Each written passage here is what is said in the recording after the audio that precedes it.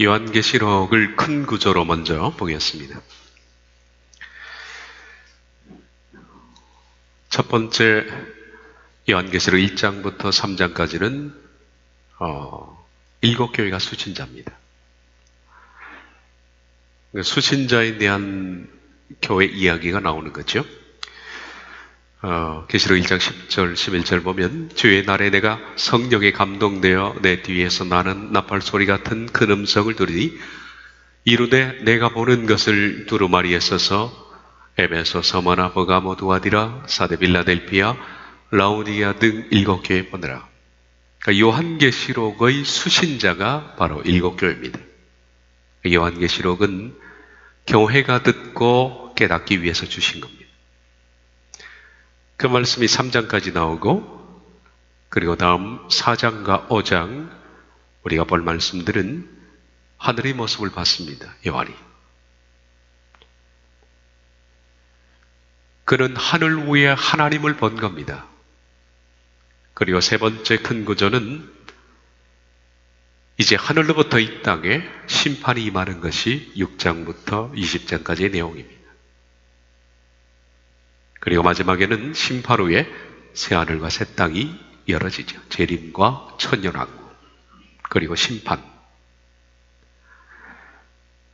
요한계시록의 가장 큰 구조가 수신자, 그리고 하늘 위의 모습을 보고 하늘로부터 땅에 임하는 심판, 그리고 심판 후에 이루어지는 새하늘과 새 땅. 이렇게 요한계시록은 큰 구조의 틀을 가지고 있다라는 것을 봅니다. 그리고 저희들은 이제 4장과 5장에 요한이 먼저 하늘의 모습을 본 것을 보게 되는데, 어쩌면 요한계시록에서 가장 신비하고 사모가 되는 부분이 바로 이런 부분이 아닌가라고 생각합니다. 요한계시록을 시작하면서 제가 서두에 말씀을 드렸지만은 요한계시록 강의는 여러 가지 개인적인 견해, 그리고 각종 다른 해석들, 이런 것들을 가급적 자제하겠다. 그리고 직역 위주로 진행을 할 것이다. 물론 사견이나 해석도 들어갑니다만은 가능하면 자제하겠다. 있는 그대로 직역을 하겠다라고 계시록을 시작하면서 말씀을 드렸습니다. 왜냐하면 제가 말하는 것은 사견이나 해석이 불필요하다라는 무용론을 말하는 것은 아닙니다. 필요합니다. 그러니까 사견, 그리고 해석, 이런 것들이 필요합니다만은, 그러나 우선되어야 할 것이 먼저 실체를 봐야 한다. 실체는 말씀인데, 말씀을 바로 읽고 바로 해석한 다음, 그 다음에 해석이 들어가는 것이고 사견이 들어가는 것입니다. 말씀과 개인적 사견은 마치 우리 몸과 옷과 같다. 그래서 먼저 말씀을 바로 읽고 바로 해석해야만 그 다음에는 개인적인 견해를 덧붙일 수 있는 거 아니겠습니까? 저희들이 잘못해서 이 사견 해석에 시선을 빼앗기다 보면 말씀 자체가 무엇을 말씀하는지 그 실체를 놓쳐버릴 때가 많다라는 겁니다. 그래서 바른 말씀을 먼저 깨달아야 한다라고 제가 말씀을 드렸습니다. 그래서 오늘 우리가 볼 계시록 4장 1절부터 11절 말씀은 사견도 안 들어갈 수는 없습니다. 사견도 들어가겠지만은 그냥 이 말씀을 읽는 그 자체만 바로 해석을 우리가 해도 좋을 것 같다라는 생각이 듭니다. 계시록 4장인데요. 5장은 다음 주에 보겠고 4장 1절부터 11절 말씀을 다 함께 읽도록 하겠습니다. 일 후에 내가 보니 하늘에 열린 문이 있는데 내가 들은 바 처음에 내게 말하던 나팔 소리 같은 그 음성이 이르되 이리 올라오라. 이후에 마땅히 일어날 일들을 내가 내게 보이리라 하시더라. 내가 곧 성령에 감동되었더니 보라 하늘에 보좌를 베풀었고 그 보좌 위에 앉으신 이가 있는데 앉으신 이의 모양이 벽옥과 홍보석 같고 또 무지개가 있어 보좌에 둘렸는데 그 모양이 녹보석 같더라. 또 보좌에 둘려 24보좌들이 있고 그 보좌들 위에 24장로들이 흰옷을 입고 머리에 금관을 쓰고 앉았더라. 보좌로부터 번개와 음성과 우레소리가 나고 보좌 앞에 켠 등불 7이 있으니 이는 하나님의 7영이라. 보좌 앞에 수정과 같은 유리바다가 있고 보좌 가운데와 보좌 주위에 네 생물이 있는데 앞뒤에 눈이 가득하더라. 그 첫째 생물은 사자 같고 그 둘째 생물은 송아지 같고 그 셋째 생물은 사람이 얼굴과 같고 그 넷째 생물은 날아가는 독수리 같은데 네 생물은 각각 6날개를 가졌고 뒤안과 주위에는 눈들이 가득하더라. 그들이 밤낮 쉬지 않고 이르기를 거룩하다 거룩하다 거룩하다 주 하나님 그 전능하신 이여 전에도 계셨고 이제도 계시고 장차 오실 이시라 하고 그 생물들이 보좌에 앉아서 세세토록 살아계시는 이에게 영광과 존귀와 감사를 돌릴 때에 24장로들이 보좌에 앉으신 이 앞에 엎드려 세세토록 살아계시는 이에게 경배하고 자기의 관을 보좌 앞에 들이매 이르되 우리 주 하나님이여 영광과 존귀와 능을 받으시는 것이 합당하오니 주께서 만물을 지으신 주라 만물이 주의 뜻대로 있고 또 지으심을 받았나이다 하더라. 아멘.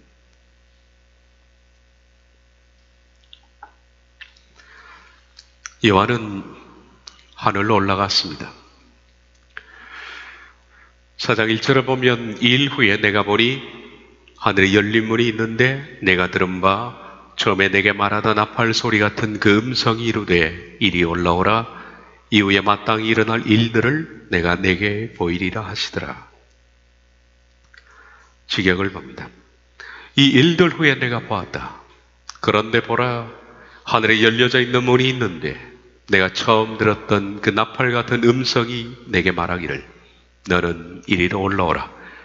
그리고 내가 너에게 이 일들 후에 반드시 발생할 것을 보여줄 것이다.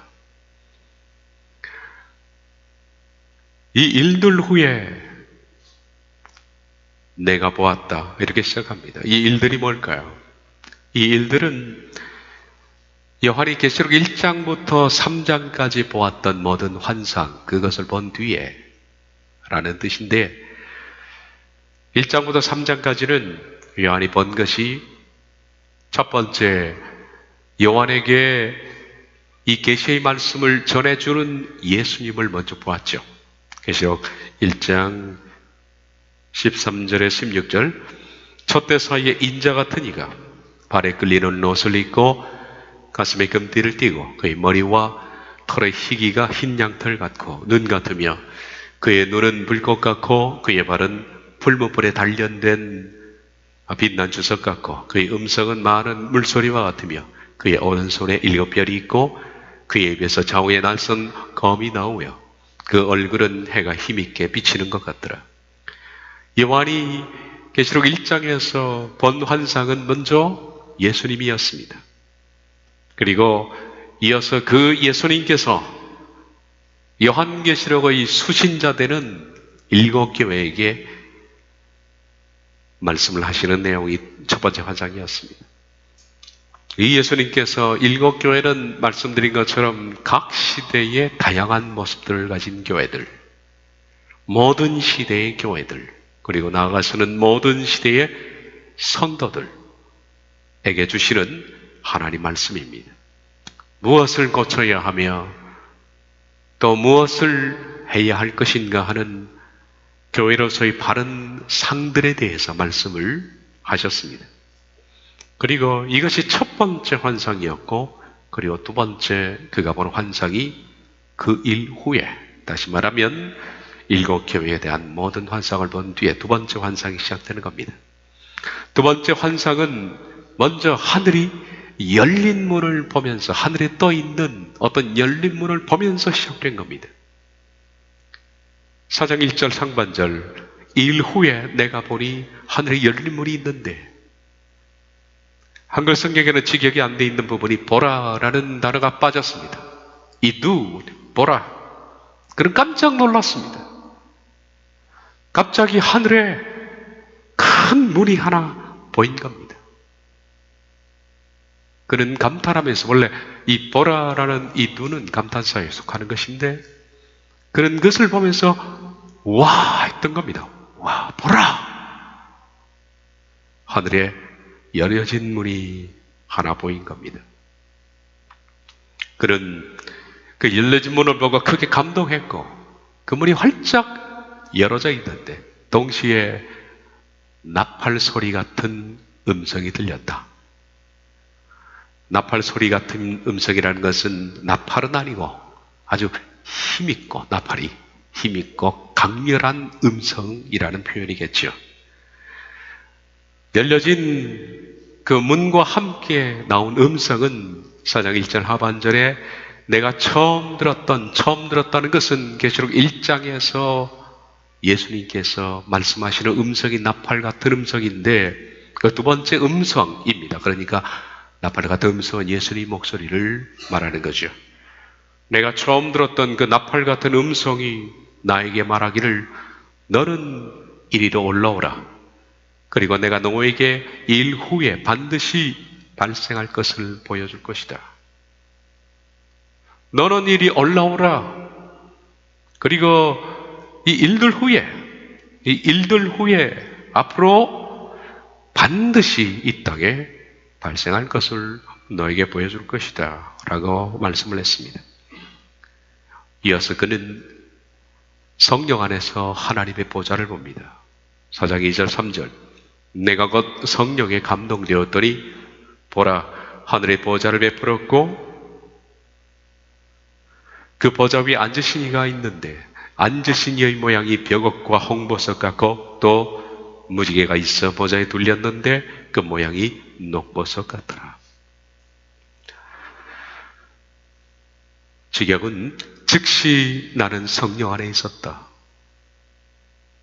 그런데 보라, 보좌가 하늘 가운데 놓여 있었고 그 보좌 위에 앉아 계신 분의 모습은 벽옥과 홍보석 돌 같으며, 그리고 보좌 주위에 무지개는 녹보석 같았다.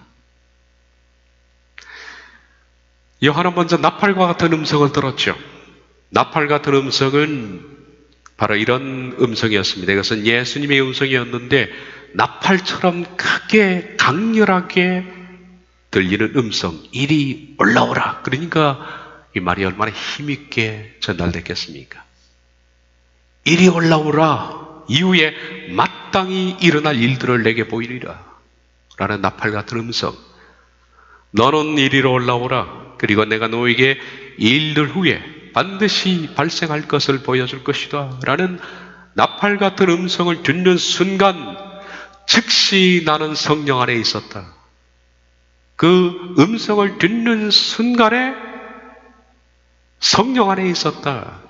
이 개역개정은 성령 안에 있었다. 이것을 성령에 감동되었더니 라고 다소 의역을 했습니다. 직역은 아닙니다. 성령의 감동이라는 말은 원전에 나오지 않습니다. 그냥 in spirit, 성령 안에 있었다 이렇게 되어 있었습니다. 즉시 나는 성령 안에 있었다. 너는 이리로 올라오라 라는 음성과 동시에 즉각적으로 요한은 성령 안에 있게 되었습니다. 성령 안에 있다는 것은 뭘까? 성령 안에 있다는 것은 성령께서 그를 하늘로 끌어올렸다는 말과 똑같이 쓰인 것으로 생각됩니다. 왜냐하면 여기 보면 내가 곧 성령 안에 있었다. 즉시 나는 성령 안에 있었다 라는 그 단어와 함께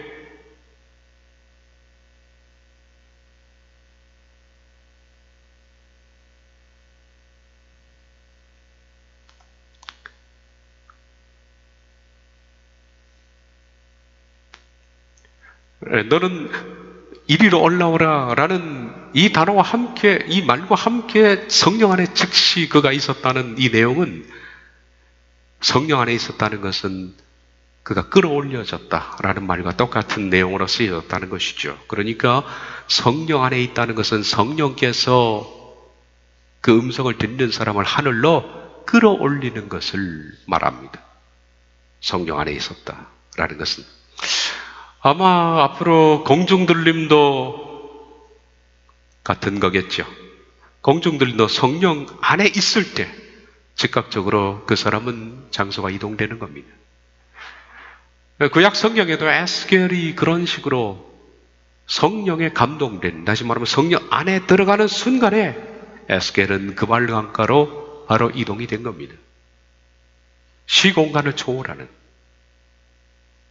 요한도 성령이 그 안에 있자마자 그는 이 땅에서 바로 하늘의 보좌 위로 올라가게 된 겁니다. 그러니 성령 안에 있다는 것은 이리 올라오라 라는 단어와 같이 쓰였다라고 볼 수가 있는 겁니다. 그것은 한순간이었습니다. 한순간이었어요. 그가 이동되는 것을 보는 것도 아니고 한순간에 성령 안에 있는 순간 그가 있던 장소가 이동이 된 겁니다. 그리고 그는 깜짝 놀랐습니다. 그래서 보라 라고 감탄사를 외치는데 그가 본 것은 바로 하나님 보좌였다. 무엇을 봤느냐 하면 하나님의 보좌와 그리고 보좌 위에 앉아 계신 분, 나중에 말씀드리겠습니다만은 하나님 자신은 못 봤습니다. 보좌와 보좌 위에 앉아 계신 분의 광채를 본 겁니다. 내용은 다음과 같습니다. 보좌가 하늘 가운데 놓여 있었고 보좌 위에 앉아 계신 분의 모습은 보좌 위에 앉아 계신 분의 모습, 이것은 빛 때문에 그가 보지를 못했는데 빛만 본 거죠. 그 빛이 뭐냐면 벽옥과 홍보석, 돌에서 나오는 빛. 그리고 그 보좌 주변에는 무지개가 있었는데 녹보석과 같은 그런 무지개가 있었다. 뭐 어떤 해석 같은 것들을 여겨주지 말고 말씀이 있는 그대로 여러분이 우리가 부족하지만 그냥 상상을 해보시면 좋겠다.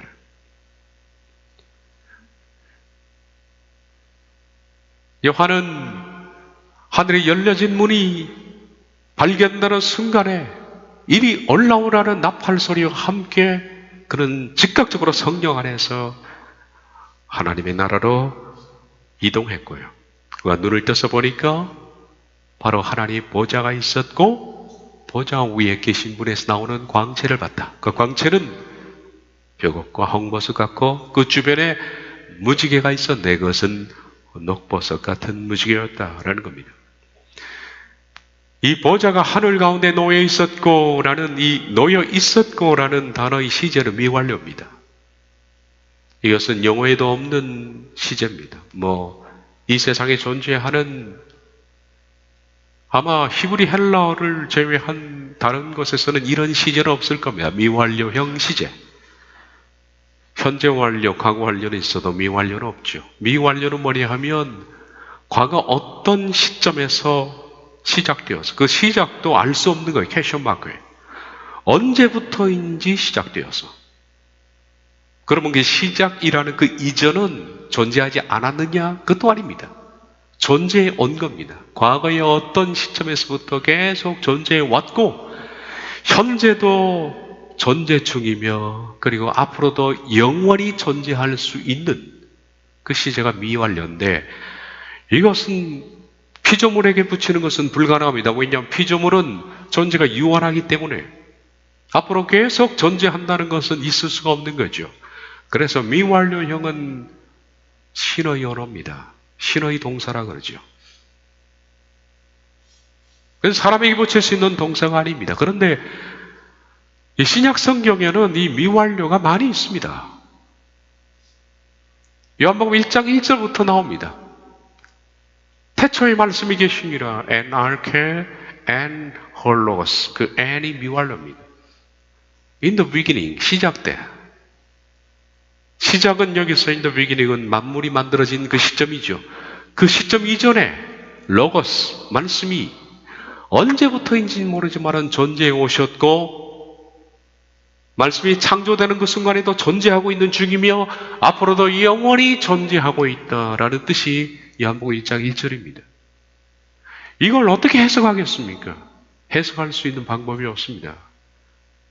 그래서 미완료형은 요한복음 1장 1절에도 해석이 안 된 겁니다. 태초에 말씀이 계시니라 라고만 했지, 제가 설명한 이것이 직역입니다. 태초에 말씀이 만들어진 그 시점 이전부터 언제인지는 모르지만 말씀이 존재해 오셨고, 만물이 만들어질 때는 존재하고 있는 중이며 앞으로도 영원히 존재하실 것이다. 해석이 어떻게 됩니까? 이게 미완입니다. 요한이 문이 열어져 있었고 그 문 안으로 성령 안에서 그가 위치 이동을 했을 때 보좌가 있었는데요, 보좌는 놓여 있었다. 미완이에요. 언제부터인지만은 예전부터 보좌는 거기에 있었고, 요한이 보는 그 당시에도 있었고 앞으로도 그 보좌는 거기 있을 것이다. 그러니까 요한은 임시적으로 하나님을 본 것이 아니라 하나님의 영원히 존재했던 보좌를 본 겁니다. 예전부터 있었던, 만물이 만들어지기 전부터 그 보좌 위에 계셨던 주님을, 그리고 만물 창조 때, 요한이 지금 보고 있을 때, 그리고 앞으로도 영원히 있을 그 보좌를 요한이 본 겁니다. 미완료형입니다. 이 보좌라는 것은 통치자의 자리죠. 이것은 온 우주와 세상의 모든 일들을 통치하시고 섭리하시는 것입니다. 보좌에 앉으신 분은 그 왕자인데, 왕자에 앉아서 모든 것들을 통치하고 다스리는 것처럼 하나님의 보좌는 예전부터 만물이 만들어질 때에도, 그리고 지금도 영원토록 거기 계셔왔고, 그리고 앞으로도 거기 영원히 계시면서 세상의 모든 것들을 섭리하시고 통치하시고 간섭하시고 역사를 진행해 나가시는, 하나님은 세상을 방치하는 것이 아닌데, 그분은 우리가 보기에는 역사 가운데 하나님의 손길이 없는 것 같고 마치 타락한 사탄과 인간이 세상의 역사를 망쳐놓는 것처럼 느껴지지만은, 그러나 하나님의 통치는 영원무궁하다. 그 보좌에 앉으신 분은 모든 것을 알고 계시고 보고 계시고 섭리하시고 통치하시고 역사를 진행하신다. 그 보좌가 요한의 눈에 들어온 겁니다. 그 보좌는 어떻게 생겼는가? 보좌 위에 앉아 계신 분의 모습은 앉아 계신 분을 본 것이 아니라 광채를 봤는데 벽옥과 홍보석 돌 같으며, 그리고 보좌 주위의 무지개는 녹보석 같았다. 주변 광채를 봤는데 인간은 하나님의 본체를 볼 수가 없습니다. 왜냐하면 본체를 보고서 살 사람이 없기 때문입니다. 그래서 하나님의 보좌에서 나오는 광채를 봤습니다. 벽옥 홍보석 같은 광채였다. 이 벽옥이라는 거 한번 머릿속으로 그림을 좀 그려보기를. 물론 우리가 이 말씀을 상상한다는 것 자체도 좀 불경스러울지 모르겠고, 어떻게 그 광활한 그리고 광대하고 엄청난 하나님의 보좌를 우리가 알고 있는 색깔, 우리가 알고 있는 그런 형상, 그런 모습, 이 유한한 이 머리 가지고서 그것을 그려본다는 것 자체가 어불성설이며 불경스러울지 몰라도 우리가 아는 한도 내에서 한번 상상을 해보자. 이제 벽옥이라는 것은, 야스피스라는 것은 영어로서 어떻게 번역됐냐면 제스퍼입니다. 제스퍼이라는 단어인데 황옥이라고도 번역이 됩니다. 제가 인터넷 찾아보니까 이 제스퍼이라는 보석이 이렇게 나와 있더라고요. 이런 색깔로 상상하시면 되겠는데, 물론 이것은 우리가 알고 있는 그런 단어에 국한됩니다. 요한이 봤던 벽옥과 이 제스폴이 이 컬이다 이렇게는 볼 수 없습니다. 근데 이런 이미지로 생각될 걸로 봐집니다. 그리고 또한 이 보석 외에 옆에 홍보석이 나와 있는데, 홍보석은 사르디온인데 이것은 루비와 비슷한 색깔입니다. 보석이 바로 루비입니다. 그러니까 이런 색깔과 위에 있는 제스퍼는 이건데 하나님 보좌에서 나오는 광채가 이 모습이었다.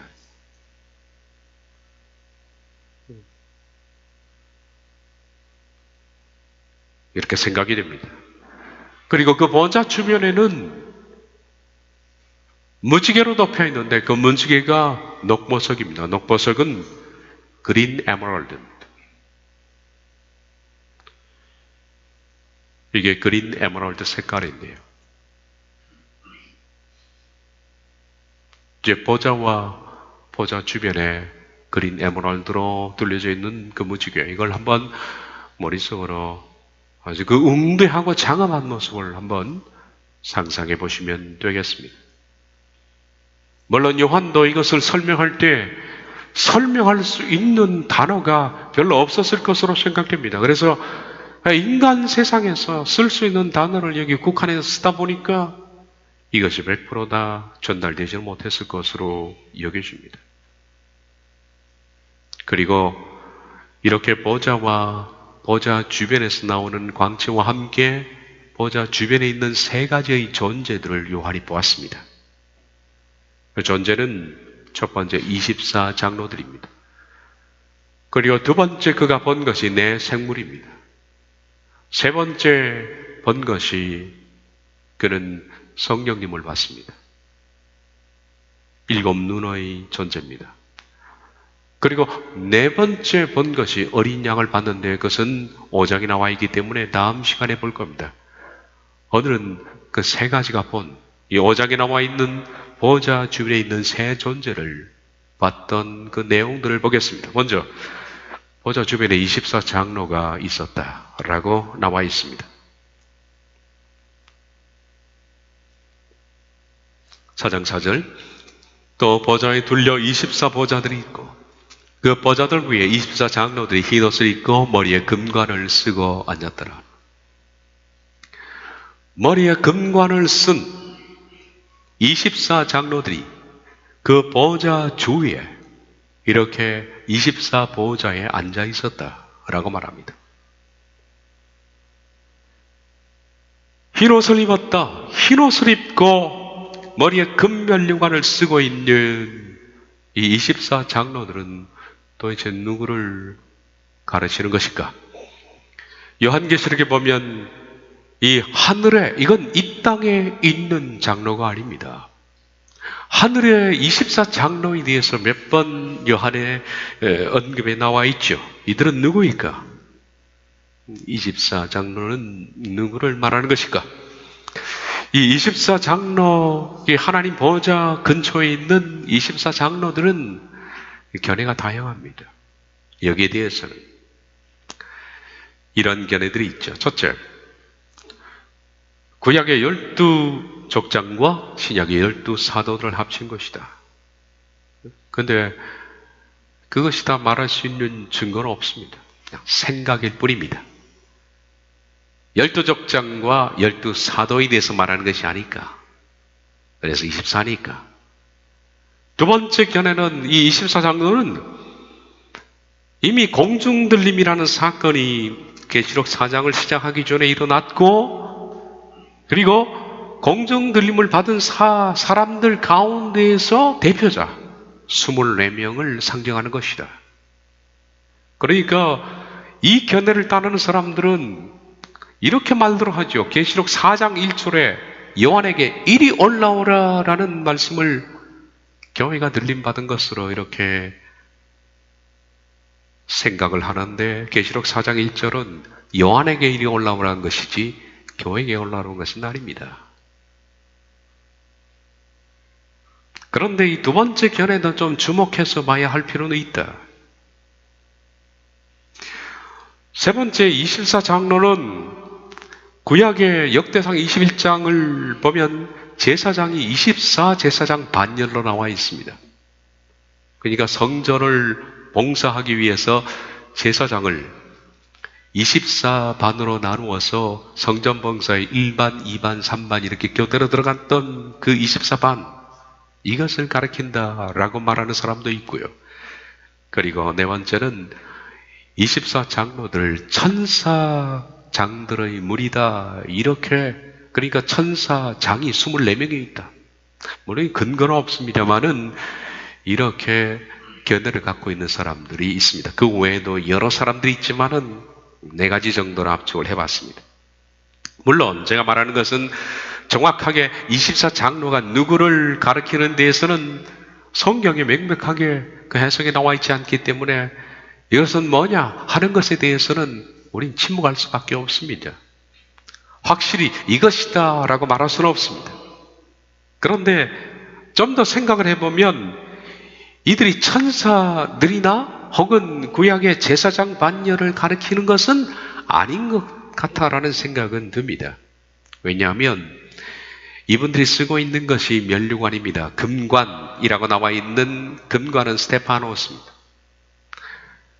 이것은 면류관인데 정확하게 번역을 하자면 승리관이죠. 승리관. 이 승리관은 원래 아무것도 하지 않아도 족속 자체가 왕족이기 때문에 쓰여지는 관이 있는데 그것은 왕관이라고 부릅니다. 왕관은 헬라에서 디아데마가 있습니다. 디아데마. 그런데 이 왕관과 달리 면류관 혹은 승리관은 1등한 사람들, 죽을 사력을 다해서 싸워서 최선을 다한 1등에게 씌워주는 관이 면류관입니다. 승리관입니다. 그러니까 원래부터 면류관은 왕족이 아닙니다. 이 관을 받기 위해서 목숨을 바친 사람들입니다. 삶을 통째로 갖다 바친 사람입니다. 생명을 내어놓으면서까지 그 믿음의 경주에서 최선을 다해서 마지막 그 결과로 그에게 주어준 관이 이 스테파노스입니다. 그러므로 24장로라고 불리는 이분들이 승리관 이 스테파노스를 쓰고 있었기 때문에 그들은 이 땅에 사는 동안에 사람이라면 최선을 다한 사람들이다.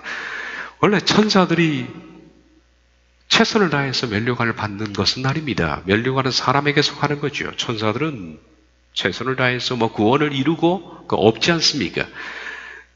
또한 이들이 제사장이라고 볼 수 없는 것이 제사장들은 원래 태어날 때부터 레위족입니다. 그들은 승리관을 쓸 필요가 없는 사람들입니다. 그래서 제 생각에는 이 제사장들이나 천사들은 아닐 것이다 라고 봅니다. 그럼 제사장과 천사가 아니라면 누구를 말하느냐? 이들이 만약에 제3의 생물이 아니라면 미지의 어떤 존재가 아니라면 사람을 언급하는 것은 맞다라고 봅니다. 24장로는 사람일 겁니다. 사람 중에서 어떤 사람이냐면 구원을 쟁취해낸 사람들이죠. 그러니까 그들이 쓴 것이 승리관입니다. 최선을 다해서 구원을 이루기 위해서 최선을 다해 마침내 그들이 쓰게 된 그 관이 스테파노스입니다. 그러므로 그들이 입은 흰옷 이것도 일종의 요한계시록 19장에서 세마포옷이라고 생각됩니다. 세마포옷은 요한계시록 19장을 보면 성도들의 의로운 행실이다 그렇게 나와 있죠. 하나님께서 마침내 구원을 이룬 사람들에게 입혀주는 흰옷. 이 흰옷은 천사가 입는 옷도 아니고 하늘에 있는 흰옷은 성도에게 입혀주는, 이 땅에서 마침내 구원을 쟁취해낸 사람들에게 입혀주는 옷, 흰옷, 세마포옷, 그리고 그들에게 씌워주는 관, 이것은 승리관, 구원을 위해서 최선을 다한 승리관 쓰고 있었기 때문에 이들은 24명이라는 이 숫자에 국한되어 있는 사람을 봐서는 어떤 이 땅에서 구원을 위해서 최선을 다한 사람들, 이 성도의 무리 가운데 대표자일 것으로 생각이 됩니다. 물론 제가 말하는 것도 100% 정확하다는 얘기는 아닙니다. 그렇게 봅니다. 그들은 장로들이었습니다.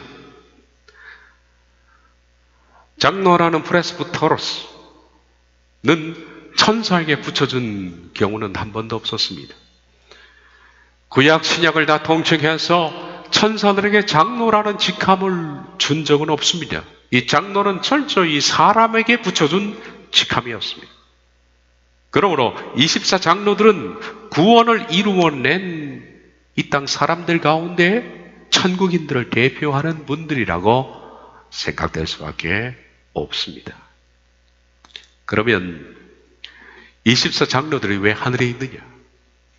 왜 그들이 하늘에 있을까?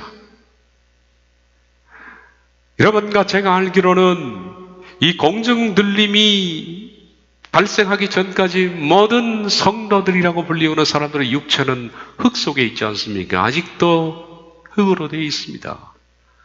그리고 영은 어떻게 됩니까? 영은 하데스라는 음부에 가 있습니다.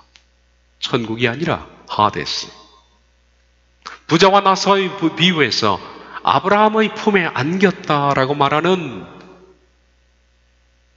하데스 말입니다. 예수님 부활 이후에 바로 음부에 내려가서 옥에 있는 영들에게 전파하셨다 했던 그 하데스. 이 하데스는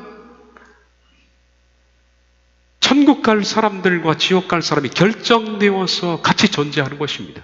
그리고 그 사이에는 큰 구렁이 끼어 있었고 이미 거기서는 지옥의 고통은 시작됐고 천국의 행복은 시작됐습니다. 그런데 이 하데스에는 지옥에 있는 사람이 천국을 보고 천국에 있는 사람이 지옥을 볼 수 있는 그런, 천국 갈 사람들이 지옥 갈 사람들을 보고 서로 볼 수 있는 그런 장소지요. 그래서 아브라함의 품에 안겨있던 나사로를 이 땅 살아있는 동안에 자기 집 앞에서 헌대를 핥고 음식을 던져줬던 그 부자가 지옥에 갈 장소 하데스 안에서 구렁 사이에서 본 것 아닙니까? 그는 음부 가운데에서 고통 중에 있었고 너무 목이 말랐어. 저 나사로에게 손가락 끝에 물 한 방울 찍어서 내 목을 좀 서늘하게 해달라고 말할 정도로 그는 가까운 곳에서 대화가 되는 장소이며 서로 볼 수 있는 장소 하데스입니다. 그런데 앞으로 장차 들어갈 천국과 지옥은 서로 볼 수 있는 장소가 아닙니다. 그러므로 이 음부는 캐톨릭에서 말하는 그런 연옥이 아닙니다. 연옥은 이 땅에서 빌어주는 공로의 대가로 천국도 가고 지옥도 가는 장소. 연옥은 일종의 훈련 장소죠. 그런 장소가 아닙니다. 이미 결정된 장소, 하데스. 이런 장소에 가 있단 말이에요. 지금 이미 그리스도 안에서 죽은 사람들은 육체는 이 땅에 묻혀있고 영은 하데스에 천국을 가든 지옥을 가든 결정된 장소에서 지금 있다. 예수님께서 이 땅에 공중들림을 일으킬 때는 바로 하데스에 천국 갈 사람들을, 그 영혼들을 데리고 이 땅에 오시면서 이 땅에서 잠들고 있었던 그들의 육체를 다시 깨워서 결합시키는 거 아닙니까? 공중에서. 영은 데리고 오시고 공중에서는, 그리고 땅에 있던 육체들은 부활의 몸을 입어서 공중으로 올라가서 그 영과 육이 다시 만나는 거죠. 그렇게 해서 완전체가 되는 겁니다. 이 공중들림은 성도들의 영과 육체를 부활시키는 것입니다. 고전 4장 16절 17절을 보면 주께서 호령과 천상의 소리와, 고전이 아니고 데살로니가 전서입니다. 주께서 호령과 천상의 소리와 하나님의 나팔 소리와 친히 하늘로부터 강림하시리니 그리스도 안에서 죽은 자들이 먼저 일어나고 육체를 말합니다. 그 후에 살아남은 자들도 그들과 함께 육체가 변화해서 구름 속으로 끌어올려 공중에서 주를 영접하는데, 이때 주께서 데리고 온 영들과 육이 다시 결합을 하게 됩니다. 그런데 24장로들은 공중들림 이후에 성도들이 된 자들의 대표자 아닙니까? 대표자예요. 그렇다면 이들이 끌어올림을 당한 뒤에 성도들, 이 공중들림을 당한 구약과 신약의 모든 성도들의 대표자 24명이라면, 이라는 가정하에서 그랬다면 계시록 4장 1절 이전에 공중들림이라는 사건이 발생해야만 이 말이 가능한 겁니다. 물론 제가 말하는 것도 틀릴 수가 있다는 것을 염두에 두고 너무 심각하게 논쟁을 하지 않았으면 좋겠습니다. 생각일 뿐입니다. 그렇다면 계시록 4장 1절에 2일 후에 내가 보니 하늘에 열린 문이 있는데 내가 들은 바 처음에 내게 말하던 나팔 소리 같은 그 음성이 이르되 이리 올라오라 이후에 마땅히 일어날 일들을 내가 내게 보이리라 하시는 말씀이, 이리 올라오라 라는 이 말씀을 어떤 사람들은 모든 성도의 공중 들림으로 말하는데 저는 그렇게는 생각되지 않습니다. 요한에게 올라오라는 것이지 공중 들림을 받을 교회들에게 올라오라는 말씀을 합니다. 이 말씀이 교회의 공중 들림이 있냐 아니냐 하는 것을 떠나서 지금 24장로, 이 성도들의 대표자인 24장로가 계시록 4장 1절에 나오기 때문에, 그렇다면 교회에 대한 말씀이 끝나는 3장과 4장 사이에 언급은 되어 있지 않지만은 공중 들림이 발생했을 것으로 생각이 된다. 그런 전제하에서 이 말씀을 보게 됩니다. 물론 공중 들림이 논쟁의 대상이 되지 말라라는 것을 부탁드리고 싶습니다. 환난 전이냐, 환난 중기냐, 환난 말이냐 치열하게 싸울 필요가 없습니다. 왜냐하면 저도 이 부분에 관한 모든 말씀들을 다 봤지만은 다 타당성 있는 말씀이고, 하나님께서 환난이라는 그 시점과 더불어서 전후 말에 대한 명확한 시기적인 메시지를 함께 준 말씀은 없습니다. 그렇기 때문에 우리들은 이 가능성들을 다 수용을 하면서, 만약에 환난 전에 하나님께서 우리를 취하신다면 환난 전이라는 사실을 알고 있기 때문에 취함을 받는 사람은 아닙니다. 준비되어 있어야 구원에 있어서. 지식이 구원하는 것은 아니니까. 환난 중기라라고 한다면 환난이 어느 정도 진행된 상황을 겪으면서 올라가는 것을 말하는데, 그래도 준비가 되어 있어야 됩니다. 저는 환난만은 아닌 것 같지만은, 그러나 혹시 제가 틀려서 환난이 통과된 다음 말에 하나님께서 끌어올리셔서 공중에서 만나서 같이 재림을 한다 치더라도, 그들이 주장하는 것이 맞다 하더라도, 여러분 환난을 믿음으로 견딜 수 있는 사람, 그게 중요한 거죠. 그 시기를 아는 것은 중요한 것은 아닙니다. 그러므로 제가 언제 기회가 난다면 공중 들림에 대한 시점을 다시 한번 성경으로 조명해 보겠지만은 결코 싸움거리로 삼지 말아야죠. 논쟁하지 마십시오. 논쟁은 맥해모이기입니다. 나와 다르면 조용히 길을 가면 됩니다. 나와 다른 사람과 논쟁하고 다투다가 내가 다칠 수가 있다. 내 영이 상한다. 그러니까 저도 그렇습니다. 많은 반대자가 있고 많은 다른 견해를 가진 사람이 있는데, 나는 이렇게 생각하지만은 그렇다 그러면 조용히 피해갑니다. 공중들림도 같은 생각으로 여겨집니다. 그렇다면 계시록 3장 22절, 4장 1절 그 사이 말입니다. 3장 22절에 이렇게 끝나는데, 귀 있는 자는 성령이 교회들에게 하시는 말씀을 들을지어다. 4장 1절에 2일 후에 내가 보니 하늘에 열린 문이 있는데 라고 하면서 요한이 하늘 올라갔는데, 3장 22절과 4장 1절 사이에 하나님께서 끌어올린 것이 아닌가. 그리고 그 성도들 가운데 대표자인 24명이 지금 보좌에 앉아 있는 것이 아닌가, 그렇게 여겨집니다. 이것은 제 생각일 뿐입니다. 그 24장로들은 보좌 곁에서 다음과 같이 찬양을 했습니다. 찬양 내용이 4장 10절, 11절인데 24장로들이 보좌에 앉으신 이 앞에 엎드려 세세토록 살아계신 이에게 경배하고 자기의 관을 보좌 앞에 드리며 이르되 우리 주 하나님이여 영광과 존귀와 권능을 받으시는 것이 합당하오니 주께서 만물을 지으신지라 만물이 주의 뜻대로 있고 또 지으심을 받았나이다 하더라. 제 기억을 봅니다. 24장로들이 보좌 위에 앉아 계신 분의 존전 앞에 엎드린다. 그리고 그들은 세대들의 세대들 속에 살아계신 분께 경배한다. 이 세대들의 세대들 속에 라는 이 단어는 한글 개역에서는 세세토록 살아계시는 이라고 번역을 했는데, 세대들의 세대들이라는 것은 영원히라는 뜻과 함께 모든 것에 세밀하게 이런 뜻을 같이 포함하고 있는 단어입니다. 그러니까 영원히 살아계신 분, 그리고 세밀한 모든 사건 속에 세밀히 역사하시는 분께 경배를 했다. 24장로들이. 그러니까 24장로들이 한 첫 번째 경배인데요. 이 경배는 하나님은 영원하십니다. 그리고 어찌 우리를 이렇게 또 역사를 이렇게 세밀히 간섭하십니까? 라는 겁니다.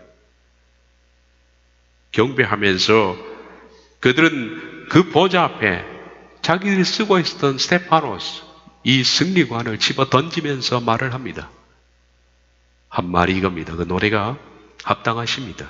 우리의 주여 하나님이시여 영광과 존귀와 능력을 취하시니 왜냐하면 당신께서는 모든 만물을 창조하셨으며 만물들은 당신의 뜻을 통하여 그들을 존재케 되었으며 창조되었기 때문입니다. 라고 24장로들이 엎드려서 그들의 면류관을 집어 던지면서 이렇게 경배를 하죠.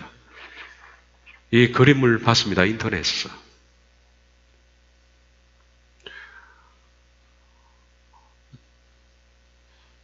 계시록 4장을 봤을 때는 좀 이들이 앉아있던 보좌가 좀 녹색으로 더 이렇게 또 많이 비춰졌으면 좋을 뻔했겠다라는 생각이 듭니다.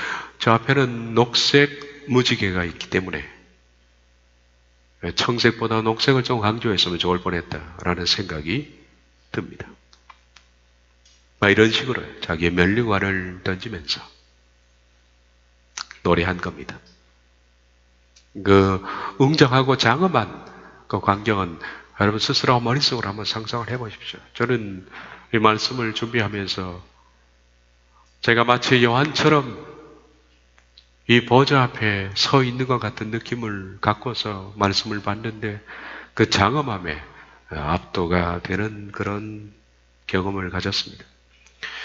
이 보좌는 먼저 24장로보다 하나님의 보좌가 있고 보좌 곁을 내 생물이 먼저 쌉니다. 둘러싸여 있습니다. 그리고 내 생물 밖에 24장로들이 쌓여 있는 겁니다. 그들은 엎드려 경배했습니다. 여기 보니까 24장로들의 보좌 앞에 앉아 계신 분의 장로들이 보좌 위에 앉아 계신 분의 존전에 엎드린다. 그리고 그들은 세대들의 세대 속에 살아계시는 분께 경배한다 라고 나와 있습니다. 먼저 그들은 엎드렸다라는 이 엎드림이라는 핍토는 영어로 따지면 fall입니다. fall. 떨어지는 겁니다. 그러니까 그냥 이렇게 엎드리는 것이 아니라 이 그림이 참 누가 그렸는지 잘 그렸다고 생각하는 게 거의 자기 몸을 이렇게 집어 던지듯이 하죠. 이게 핍토입니다. 맞습니다. 이 그림을 그린 사람이 원어를 아는 사람인지 모르겠습니다만은 제법 잘 그렸다라고 생각하는 게 자기 몸을 집어 던진 겁니다. 그게 엎드린 겁니다. 조용히 엎드린 것이 아니라 확 집어 던진 이게 fall입니다. 그러니까 뭐가 떨어지는 겁니다. 몸을 떨어뜨리듯이 그렇게 엎드렸다. 그리고 경배했다는 것은 입맞춤입니다. 사랑의 표현이죠.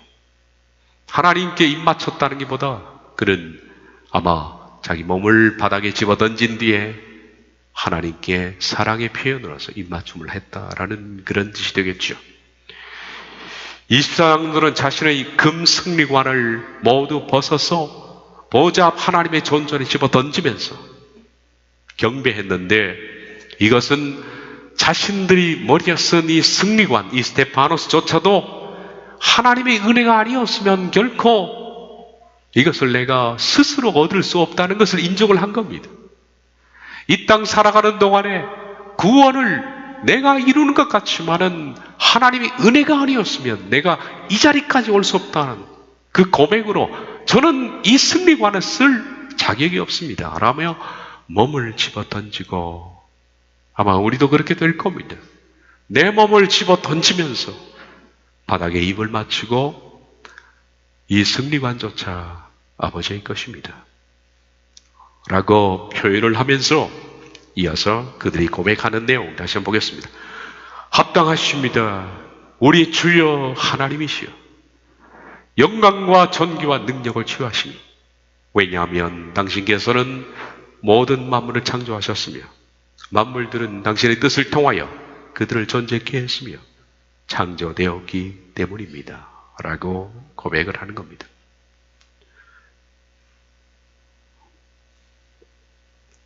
그 모습과 함께 두 번째 존재가 있었는데 보좌 곁에 하나님의 일곱 영이라는 존재가 있었습니다.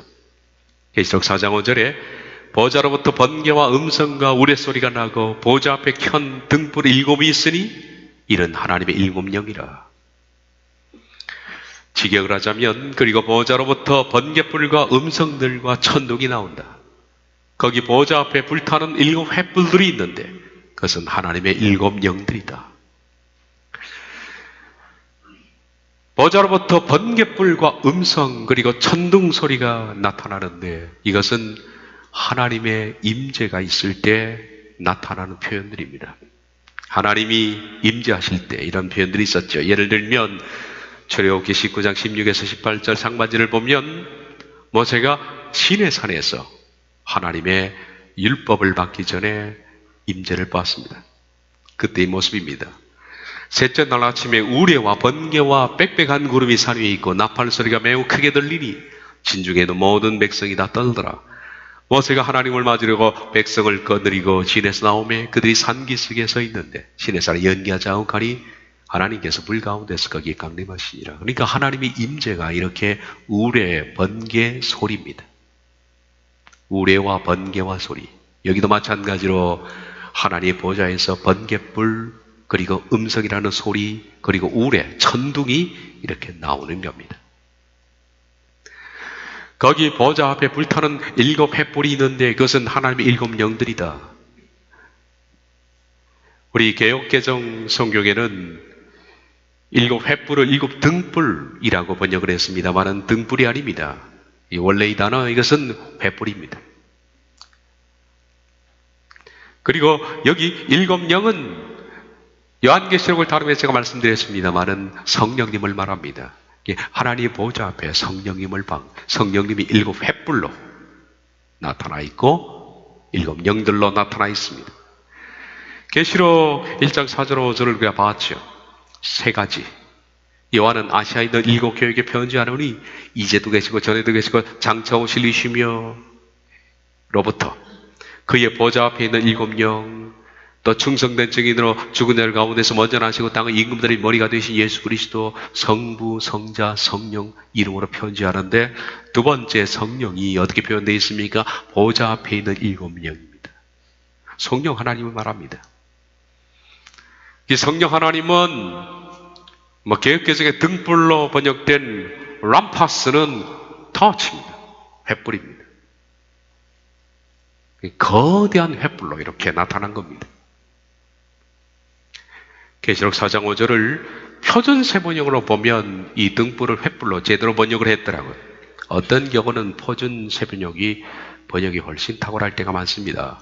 그 보좌로부터 번개가 치고 음성과 천둥이 울려나오고 그 보좌 앞에는 일곱 개의 횃불이 타고 있었습니다. 그 일곱 횃불은 하나님의 일곱 영이십니다. 라고 표준세 번역은 원문에 가깝게 직역을 해놓고 있습니다.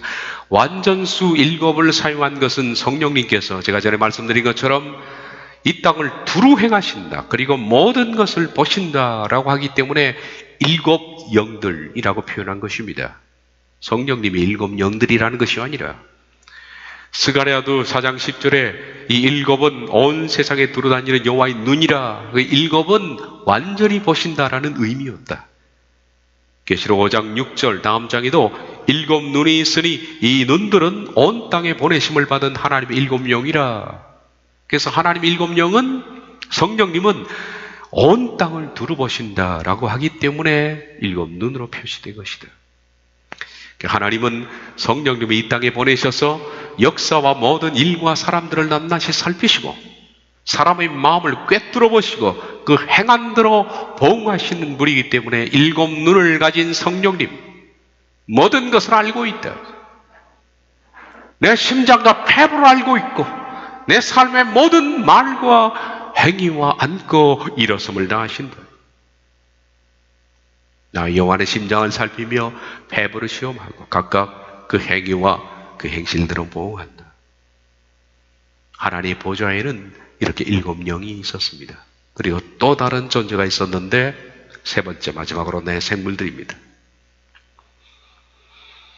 4장 6절에서 8절 상반절, 보좌 앞에 수정과 같은 유리바다가 있고 보좌 가운데와 보좌 주위에 내 생물이 있는데 앞뒤에 눈들이 가득하더라. 그 첫째 생물은 사자 같고 그 둘째 생물은 송아지 같고 그 셋째 생물은 얼굴이 사람 같고 그 넷째 생물은 날아가는 독수리 같은데 내 생물은 각각 6날개를 가졌고 그 안과 주위에는 눈들이 가득하더라. 이 보좌 주위를 둘러싸고 있는 내 생물이 있습니다. 다음 시간에 제가 말씀드리겠습니다는 보좌가 있으면 보좌 제일 가까운 곳에 옆에 어린 양이 있었고요.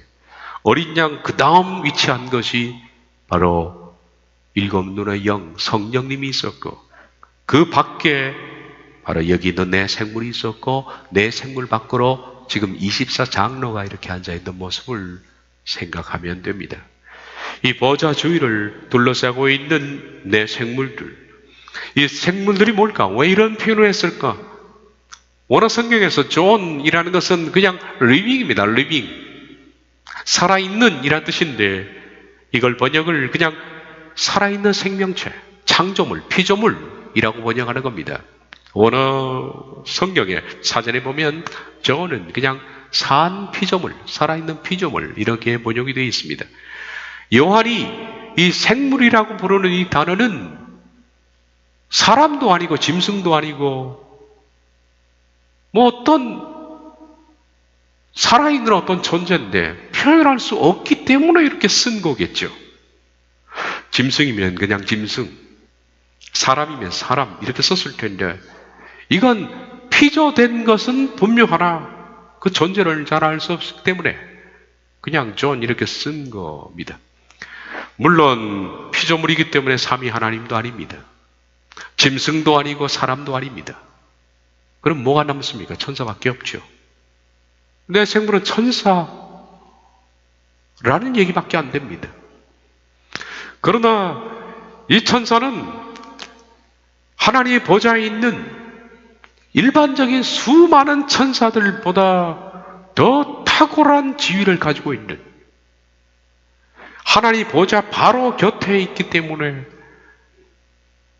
일반적인 모든 천사보다 탁월한 지위를 가지고 있으면서 천상적인 보좌 옆에서 천상적인 어떤 만들을 하나님과 나누고 계획을 실행하고 그 계획을 옮기는 어떤 존재일 것으로 생각이 됩니다. 그러니까 탁월한 천사로 생각이 되죠. 천사장들에 해당될 아는 거예요. 그런데 이 내 생물은 여기에 어떤 한 생명체는 한 천사라고 부릅시다. 일단 한 천사는 얼굴이 사자같이 생겼고 두 번째 생물, 두 번째 천사는 송아지처럼 생겼고 세 번째는 사람 같고 네 번째는 날아가는 독수리 같이 보였다. 사자가 아닙니다. 송아지가 아니고 사자 같은 겁니다. 이렇게 내 모습으로 생겼는데 이 내 생물이 구체적으로 어떤 존재인지는 확실히 알 수 없으나 구약에도 에스겔이 이와 비슷한 생명체를 본 적이 있습니다. 에스겔 1장 10절 11절을 보면 그 얼굴들의 모양은 내서히 아픈 사람의 얼굴이요 내서히 오른쪽은 사자의 얼굴이요 내서히 왼쪽은 소의 얼굴이요 내서히 뒤는 독수리의 얼굴이니 그 얼굴은 그러하며 그 날개는 들어 펴서 각기 둘씩 서로 연하였고 그 몸은 둘은 몸을 가렸으며 에스겔이 본 것은 날개가 4개입니다. 4개의 날개며 그리고 한 존재의 앞면은 사자 그리고 한 면은 소, 한 면은 독수리, 한 면은 사람 이렇게 내 생명체의 모습이 한 존재 안에 그리고 날개는 4 달린 것을 봤는데 사도 요한이 하늘에서 본 이 살아있는 생명체는 비슷하게 보이나 다른 겁니다. 왜냐하면 요한이 본 생명체는 한 존재가 한 얼굴만 가지고 있습니다. 사자 같고 송아지 같고 사람 같고 독수리 같았습니다마는 에스겔이 본 생명체는 한 존재에 4 얼굴이 다 들어있고 요한은 날개가 6이었다고 했는데 이 천사는 에스겔은 날개가 4이었습니다. 다른 겁니다. 에스겔이 본 생명체는 이 네 개의 날개를 가진 내 얼굴 가진 이 존재가 보좌를 들어서 이동시키는 그런 일들을 했습니다. 보좌를 이동시키는 존재입니다. 그런데 요한이 본 것은 그것이 아니었습니다. 그 외에 에스겔서와 이 세례 사도 요한의 그 요한계시록의 이 네 생명체에 대한 그 얘기들은 다른 게 굉장히 많습니다만은 여기서는 언급할 필요가 없겠죠.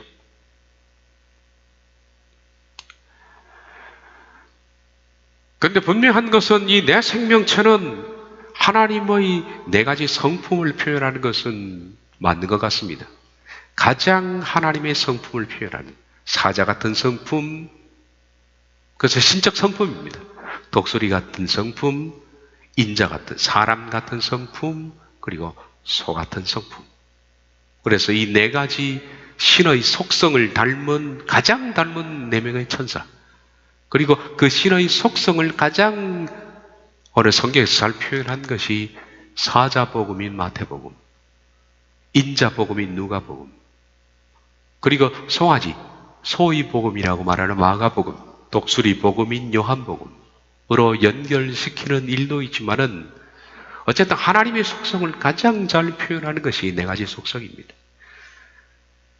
이 네 생물들 안에는 눈이 가득했다라고 말합니다. 그 생물은 그 안과 주위에는 눈들이 가득하더라. 다시 말하면 이들 역시 성령님처럼 이 땅에 일어나는 모든 것들을 두루 알고 있고 두루 보고 있다. 탁월한 천사입니다. 그러니까 하나님의 부리시는 천사들 가운데 천상계에 있어서 가장 탁월한 어떤 네 명의 존재, 천사의 존재. 모든 것을 보고 모든 것을 알고 있는, 그래서 하나님과 대화를 할 수 있는 그런 존재입니다. 이 그림을 봤는데 글쎄 이 그림이 이걸 표현하기를 잘한 건지 모르겠습니다만 어쨌든 이 그림 보면 저 아시 보입니다. 하나님의 보좌에서 지금 저기서 녹색 무지개가 보이죠. 녹색 무지개. 그리고 벽옥과 하나 황옥입니까? 황옥. 그게 빛이었는데 좀 미흡하다고 생각하지만 어쨌든 녹색 빛이 보이고, 그 다음에 그 밑에 보면 횃불이 곱 있죠? 성령님이 저기 계시고, 그 앞쪽에 보면, 내 생명체, 여기 사자 같고 독수리 같은 내 생명체. 그림을 좀 어떻게 졸렬하게 그린 것 같지만은, 내 생명체가 들어있고, 그리고 24장로가 저렇게 12씩 나누어서 보좌를 감싸고 있고, 그 외에는 저 천사들은 계시록에 나와 있지 않지만 어쨌든 저 위에 많이 그려놨네요. 좀 보면 약간, 글쎄 그린 사람이 잘 그렸겠지만, 마음에 그렇게 들지는 않습니다만은, 이해에 도움이 될 것 같아서, 인터넷에서 떠돌아다니는 그림을 하나 가지고 왔습니다. 그래도 제법 생각을 많이 한 좋은 그림이라고 생각합니다. 여기 그림 작가가 나와 있네요.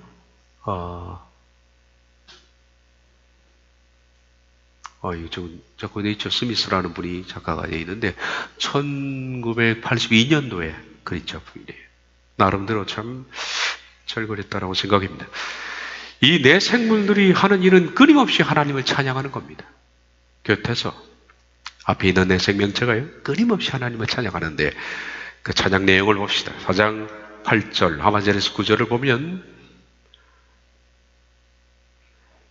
이 네 생물이 하는 이 일은 그들이 밤낮 쉬지 않고 이르기를 거룩하다 거룩하다 거룩하다 주 하나님 그 전능하신 이여 전에도 계셨고 이제도 계시고 장차 오실 이시라 하고 그 생물들이 보좌에 앉아서 세세토록 살아계시는 이에게 영광과 존귀와 감사를 돌릴 때에 그리고 그들은 밤낮으로 쉬지 않았다. 말하기를 거룩하시다 거룩하시다 거룩하시다 주 하나님 전능자께서는 계셔오셨던 분이시며 계시는 분이시며 오시는 분이다. 이게 미완료 동사를 풀어놓은 겁니다. 계셔오셨고 계시고 오시는 분이다. 그리고 그 생물들이 영광과 존귀라는 팀에는 가치, 하나님의 권위에 가치가 있는 그 권위의 가치가 있는, 거기에 해당하는 가치가 있는 그런 존귀함을 돌리고 감사를 세대들의 세대들 속에 살아계신 보좌에 앉으신 분께 드릴 때마다, 그 내 생명체가 드릴 때마다 10절, 11절 이어지는데 24장로들이 보좌 위에 앉아 계신 분의 존전에 엎드린다. 그리고 그들은 세대들의 세대들 속에 살아계신 분께 경배한다. 그리고 그들은 그 보좌 앞에 그들의 승리관을 던지며 말한다. 합당하십니다. 우리 주여 하나님이시여 영광과 전기와 능력을 취하시며, 왜냐하면 당신께서는 모든 만물을 창조하셨으며 만물들은 당신의 뜻을 통하여 그들을 존재케 되었으며 창조되었기 때문입니다. 내 생명이 찬양할 때마다 입사장로들이 면류관을 던지면서 그렇게 고백을 했다라는 것을 본 겁니다. 말씀의 결론을 이제 맺으면서 이번 장에 먼저 우린 이 땅에서 일어나는 수많은 사건들에 많이 집중합니다. 그러나 요한은 요한계시록에서 먼저 천상을 보면서 후에 땅을 본 겁니다. 먼저 하늘을 보는 것이 중요한 것처럼 우리들은 이 땅의 일들이 너무 집착이 되어 있습니다만 먼저 하늘을 보는 것이 중요합니다.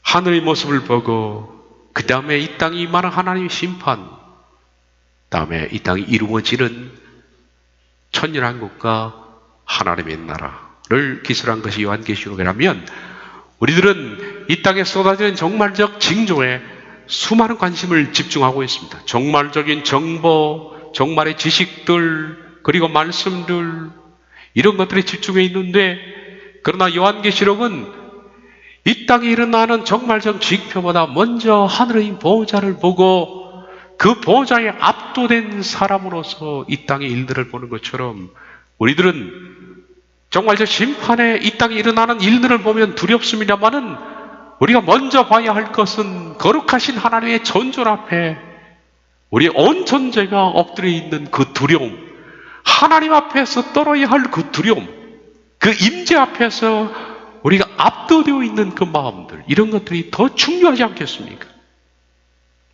우선 하늘을 보라는 겁니다. 정보와 지식의 홍수 속에 정보보다 지식보다 우선되어야 할 것은 거룩하신 분 앞에서는 거룩한 열망일 것이다 라는 겁니다. 여러분들도 돌아가셔서 계시록 4장을 다시 한번 묵상해 보며 마치 내가 요한처럼 그 자리에 있는 것처럼, 저는 한 주 동안의 그 황홀감, 감히 그 자리에 제가 있었던 것처럼 같은 느낌을 가지고서 아주 행복한 시간을 보냈습니다. 그리고 장차 우리가 정말 얼굴과 얼굴을 대면해서 보는 그 시간이 온다면 얼마나 행복할까. 반드시 보좌 앞에 우리가 나아가야 되겠다라는 생각을 가져봤습니다. 기도하겠습니다.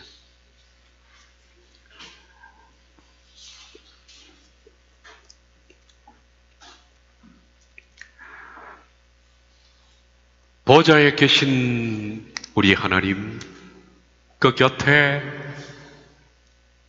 내 생명체와 그리고 또한 24장로들의 찬양과 이 땅에서는 우리들의 찬양을 받으셔서 주님의 영광이 올려지기를 원하나이다.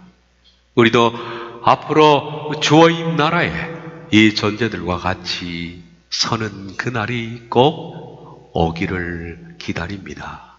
예수님의 이름으로 기도하옵나이다. 아멘.